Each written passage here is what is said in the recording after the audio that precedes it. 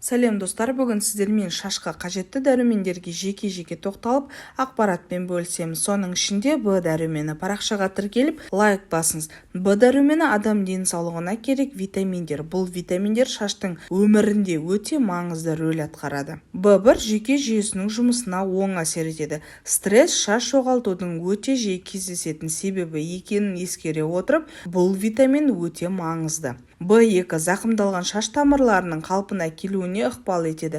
Бас терісінің тітіркенуін азайтады. Б3 шаш тамырларына зат алмасуды қалпына келтіреді.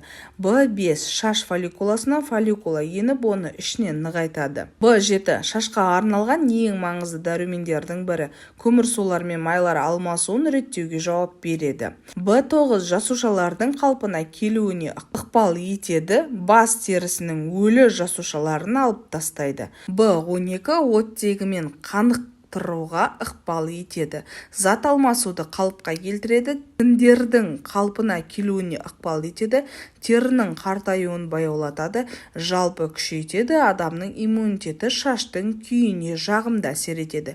Ниацин шашты жоғалтуды тоқтатуға мүмкіндік беріп қана қоймай, олардың күшейіп, күшті және жылтыр етуіне ықпал етеді. Сонымен қатар ол қан айналымын жақсартады. Сондықтан шаш тамырлары қоректік заттармен оттегімен қанықтырады.